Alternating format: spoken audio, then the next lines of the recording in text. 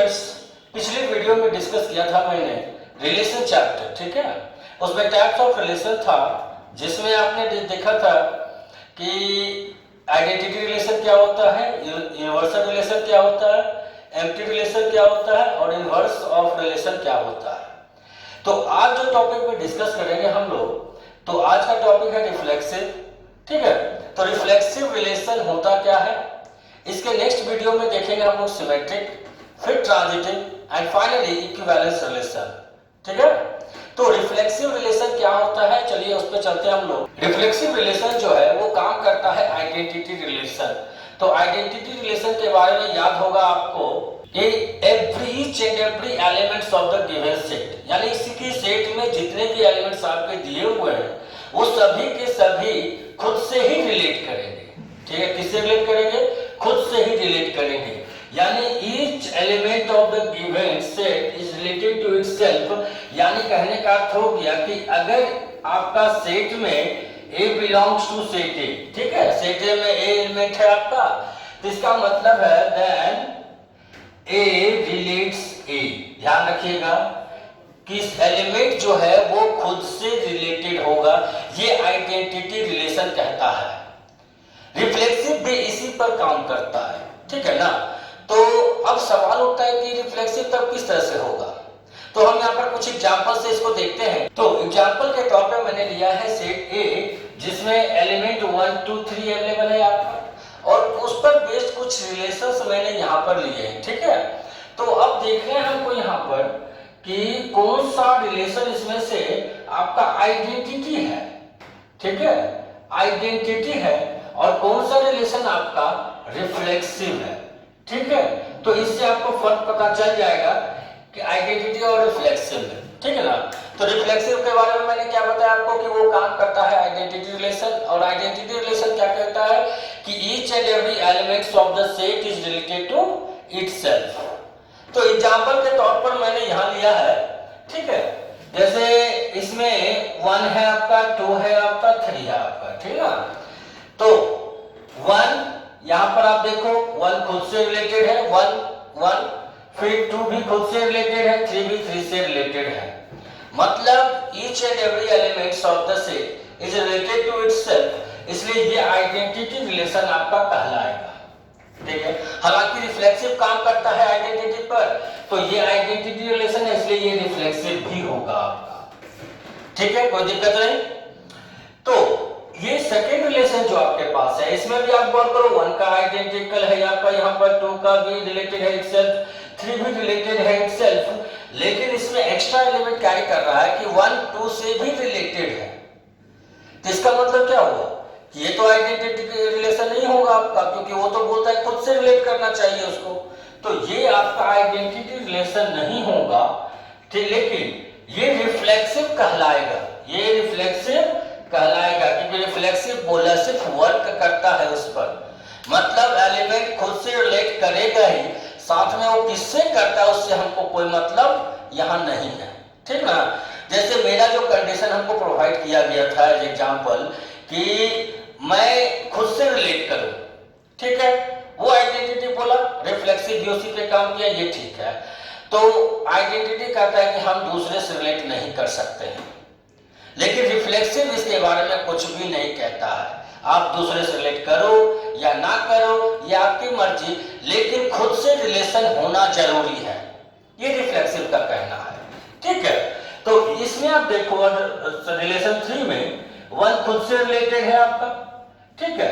यहां पर देखो 1 2 से रिलेट कर रहा है, हालांकि ये तो आइडेंटिटी का कहानी खत्म हो गया इसमें, क्योंकि 1 दूसरे से रिलेट कर गया, ठीक ना। ले यहाँ पर देखिए 2 खुद से रिलेट कर रहा है, अच्छी बात है, लेकिन तीसरा एलिमेंट जो है आपका सेट का 3, वो किसी से रिलेट नहीं कर रहा है, ना खुद से ना किसी और से। तो किसी और से छोड़ दिए, खुद से तो रिलेट कर ही नहीं रहा है, इसलिए ये आपका रिफ्लेक्सिव भी नहीं होगा, ठीक है।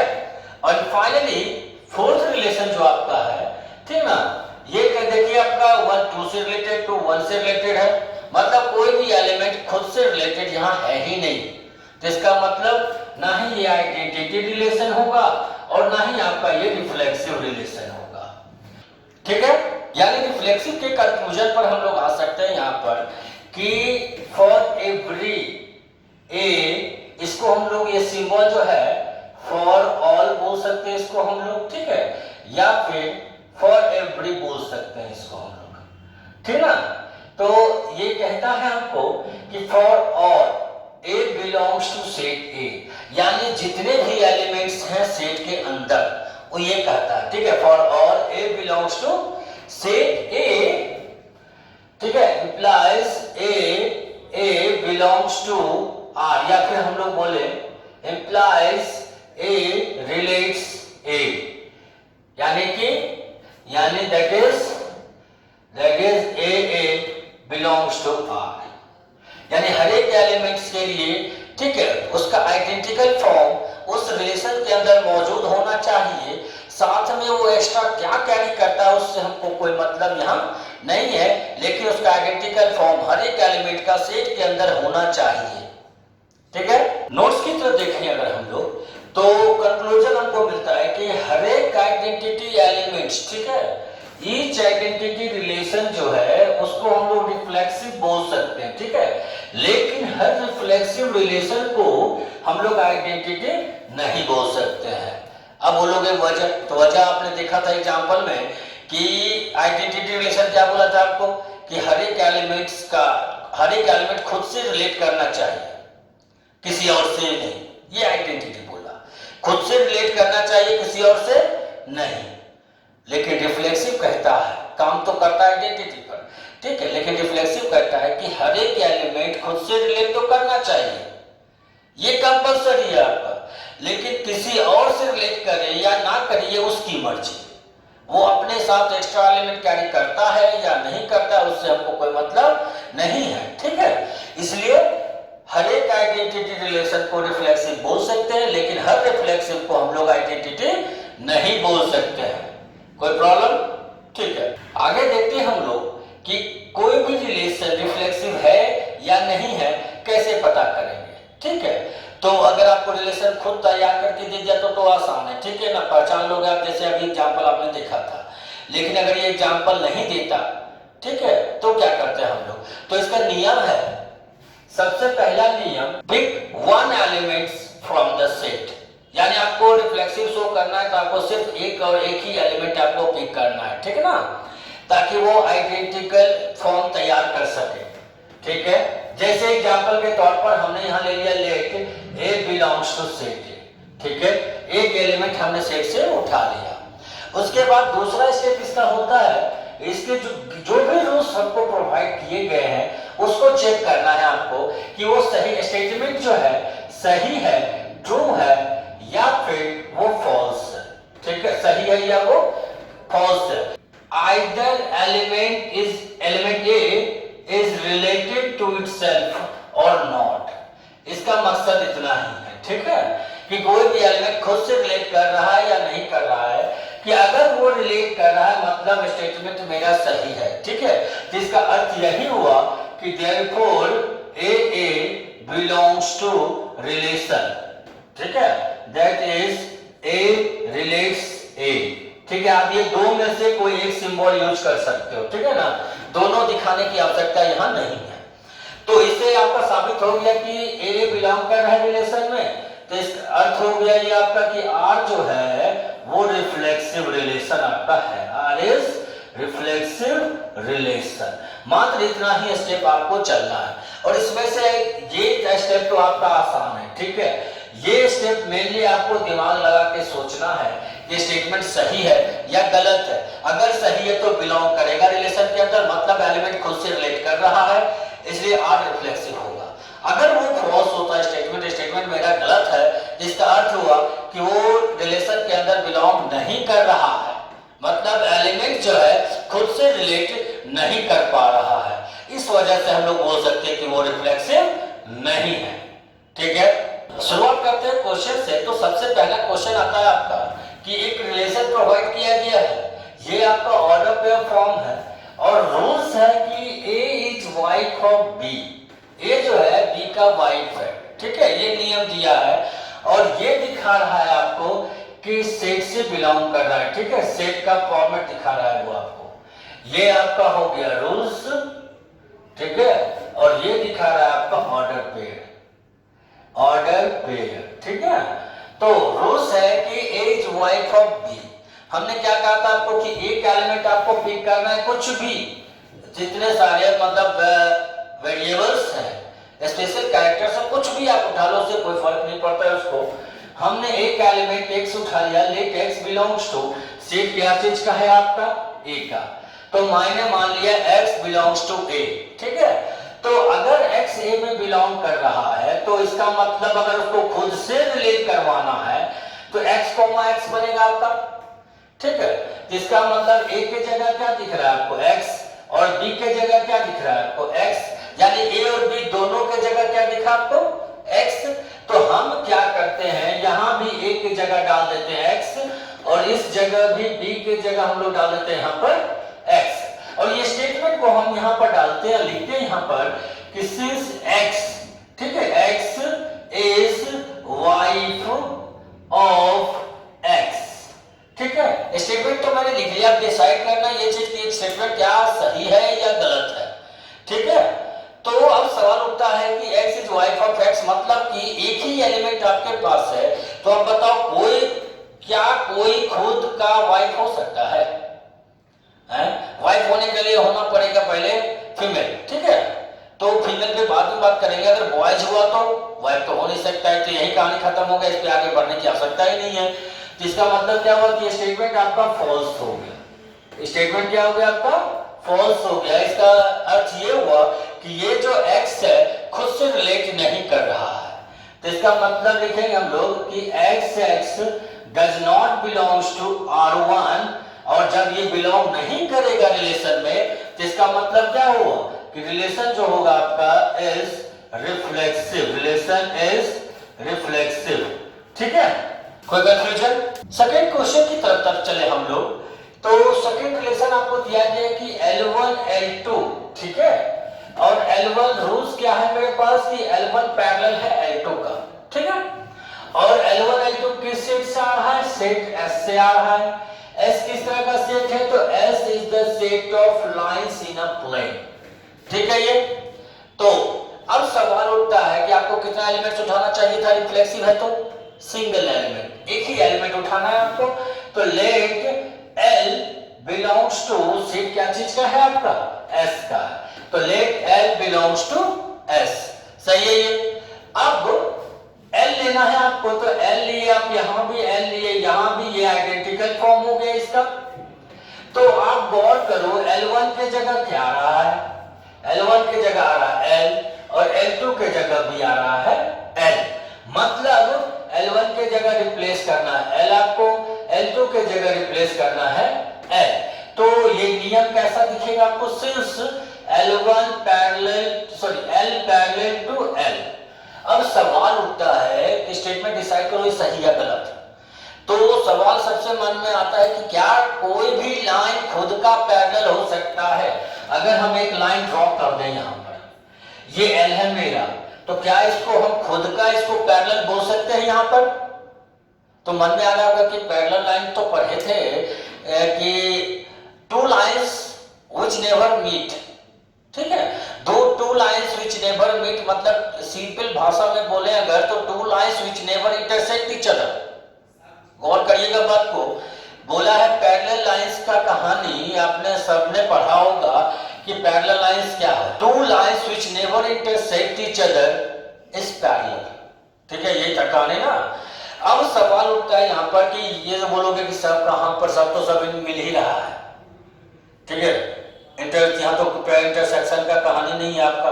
तो बोले एक चीज यहां पर शक आता है मन में कि इंटरसेक्टिंग वर्ड जो बोला ये कि two lines which never intersect each other, तो ये इंटरसेक्ट वर्ड है क्या?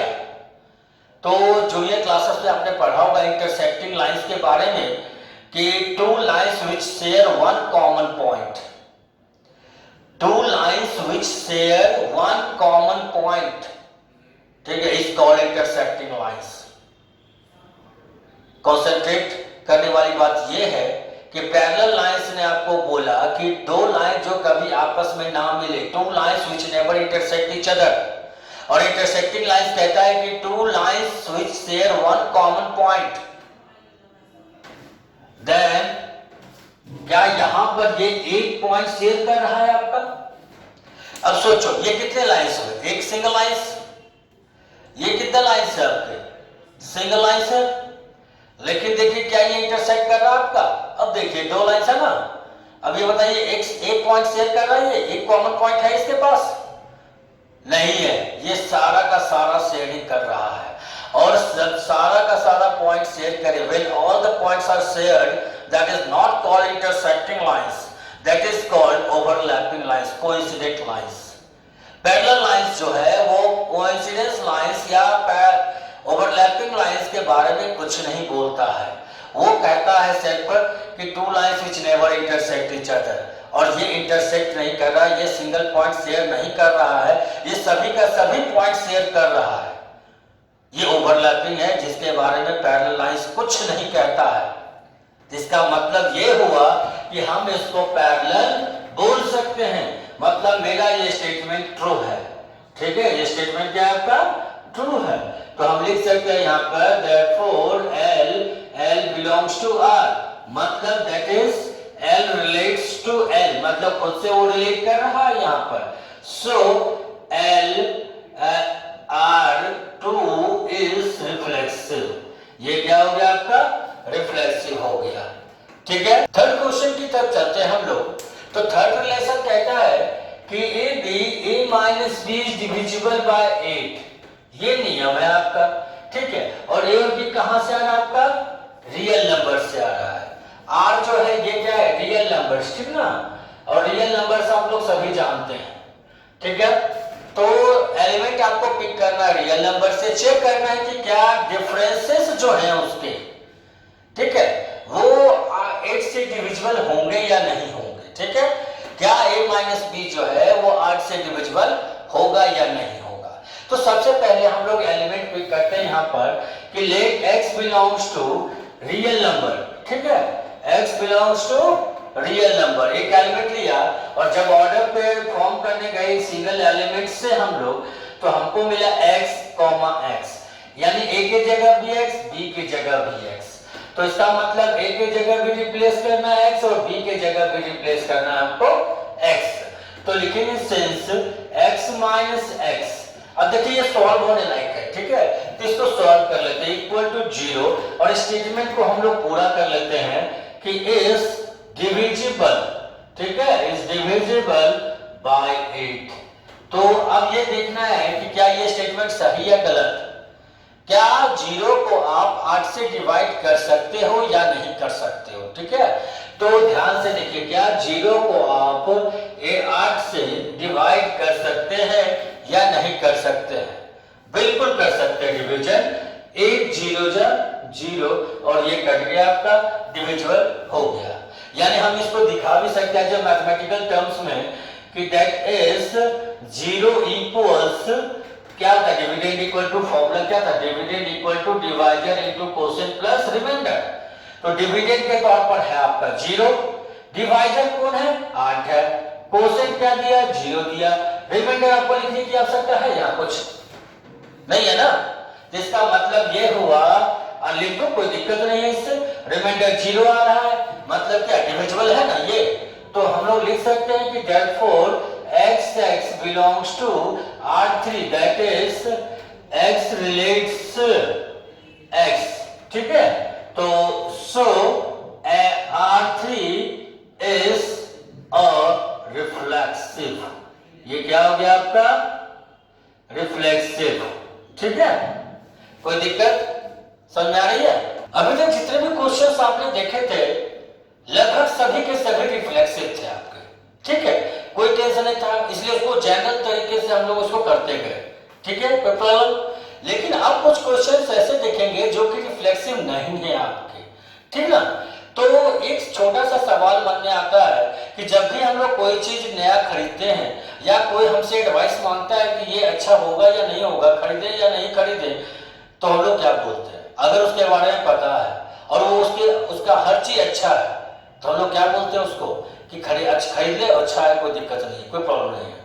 लेकिन अगर उसमें कोई फॉल्ट है, जैसे यही पेन की बात करूं मैं, तो बोले कि ये पेन खरीदना है, क्या खरीद लेना चाहिए या इस कुछ गड़बड़ है, तो आप क्या बोलते हो कि इसको मत खरीदो, इसका नीब मोटा है, ठीक है, थोड़ा सा डार्क लिखाता है और ये थोड़ा मोटा लिखाता है, इसलिए इसको मत खरीदो। बाकी इसका सब कुछ अच्छा है, ध्यान दीजिएगा, बाकी सब कुछ अच्छा है, सिर्फ एक प्रॉब्लम है उसमें, ठीक है, कि उसका नीब मोटा है, ठीक है ना। अब एक नॉर्मल एग्जांपल से अगर हम बात करें यहाँ पर कि कोई बंदा, कोई स्टूडेंट आपका 5 सब्जेक्ट का एग्जाम दिया, 4 में आपका 100 है और 1 में वो फेल कर गया, तो बात किसकी होगी? वो 4 सब्जेक्ट की जिसमें उसने 100 लाया है, या फिर वो 5वां सब्जेक्ट जिसमें वो फेल किया है? वो 5वां सब्जेक्ट जिसमें वो फेल किया है, सिर्फ उसी की बात होगी, ठीक है। यानी कि हमको उसमें से नेगेटिव पॉइंट को बाहर निकालना है जिसके वजह से वो फेल हो सके, ठीक है, यानी सिर्फ वही नेगेटिव पॉइंट्स को बाहर आपको लाना है। तो हमको दिया हुआ एक रूल्स है क्वेश्चन में कि ए जो है वो बी से कम है और ए बी क्या है, वो रियल नंबर से बिलोंग है आपका, ठीक है, बिलोंग कर रहा है रियल नंबर में। तो चेक करना है आपको, सिंगल एलिमेंट जैसे आपको उठाना है, ठीक है। तो मेरे मन में उठाने से पहले मेरा एक शक होता है कि क्या कोई भी, अगर एक ही एलिमेंट आप पिक करते हो तो क्या कोई भी एलिमेंट खुद से कम हो सकता है? अब एग्जांपल के तौर पर हम देखते हैं 5, ठीक है, 5, क्या 5 खुद से कम संभव है? नहीं ना, वो तो बराबर होगा ना खुद के, हैं? तो हम एग्जांपल से ले लेते हैं, ठीक है। Let 5 belongs to real number, 5 जो है वो रियल नंबर में बिलोंग कर रहा है, बट जब नियम आप डालते हैं, यहां 5 आएगा, यहां 5 आएगा, ए के जगह भी 5 आया, बी के जगह भी 5 आया, मतलब आपको रिप्लेस करने होंगे ए के जगह 5 और बी के जगह भी 5, ठीक है। तो इसका मतलब क्या स्टेटमेंट हो गया? 5 लेस देन 5, 5 लेस देन 5। तो बताइए ये संभव है आपका? नहीं संभव है, मतलब ये स्टेटमेंट क्या हो गया मेरा? गलत हो गया। इसका अर्थ ये हुआ कि 5 जो है रियल नंबर में है मौजूद आपका, वो खुद से रिलेट नहीं करेगा। 5 does not relate 5, that is 5, 5 does not belongs to R4।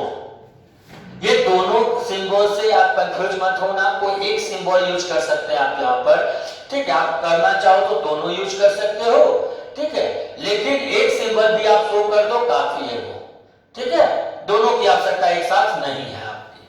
तो ये रिलेशन नहीं बना पाया खुद के साथ, यानी रिलेशन में बिलोंग नहीं कर रहा है, तो इसका मतलब क्या हुआ कि R4 इज नॉट रिफ्लेक्सिव, ठीक है, रिफ्लेक्सिव, ठीक है, R4 इज नॉट रिफ्लेक्सिव, ठीक है।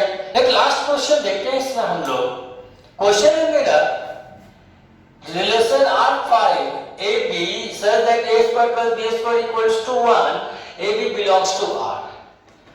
मैंने वही बात फिर से मैं दोहरा रहा हूं कि आप उसके नेगेटिव पार्ट्स को ढूंढो, ठीक है, एक ऐसा पार्ट, जैसे एग्जांपल में आप देखोगे, इसे बोलना नहीं चाहिए लेकिन फिर भी बोल रहा हूं मैं, कि अक्सर मुझे किसी से अगर दुश्मनी होती है, लड़ाई होती है, तो हम लोग उसको क्या बोलते हैं? तो पकड़ा एक बार, है ना, मतलब हम उसके पीछे पड़े रहते हैं सिर्फ एक गलती को ढूंढने के लिए, ठीक है।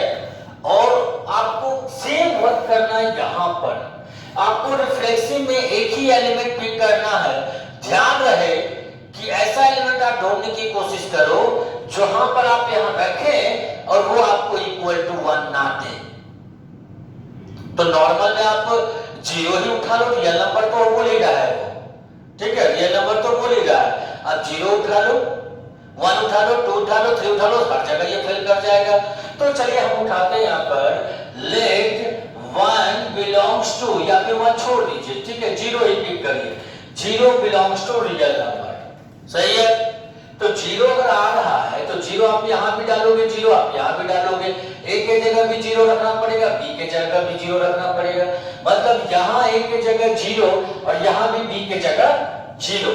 तो ये स्टेटमेंट कैसा हो जाएगा, since a square plus B square equals to A के जगह क्या रखना है आपको 0 का स्क्वायर, फिर बी के जगह भी क्या रखना है 0 का स्क्वायर, और ये स्टेटमेंट क्या था इक्वल टू 1। जब इसको आप सॉल्व करोगे यहाँ पर इंप्लाइज ये कुल मिला के कितना देगा 0 इक्वल टू 1। मैंने स्टेटमेंट को लिखा यहाँ पर, ये बात को ध्यान रखिएगा चीजों को, ठीक है। और अब डिसाइड करेंगे हम लोग ये रिलेशन, ये जो स्टेटमेंट हमको दिया गया है सही है या गलत है, सही है या गलत है। तो बताओ 0 क्या 1 के बराबर होगा, नहीं होगा, यानी फॉल्स। यानी जैसे ही ये गलत हुआ इसका मतलब हम लोग लिख सकते हैं कि since 0,0 does not belongs to R5, 0 खुद से रिलेट यहां नहीं कर रहा है। और जैसे ही ये फेल हुआ हम लोग आसानी से लिख सकते हैं कि R5 इज नॉट रिफ्लेक्सिव। यही है रिफ्लेक्सिव का आसान सा स्टोरी, ठीक है। यानी कोई भी एलिमेंट खुद से रिलेट करे, ये सबसे बड़ी कंडीशन है रिफ्लेक्सिव की, ठीक है। वो किसी और से रिलेट करे उससे हमको कोई मतलब नहीं है, वो क्या करता है एक्स्ट्रा एलिमेंट कैरी करता है या नहीं करता उससे कोई मतलब नहीं है, लेकिन उसको खुद से रिलेट होना पड़ेगा, यही कहता है रिफ्लेक्सिव, ठीक है। तो आज के लिए बस इतना ही, थैंक्स। मिलते हैं नेक्स्ट वीडियो में सिमेट्रिक रिलेशन के साथ। Okay bye.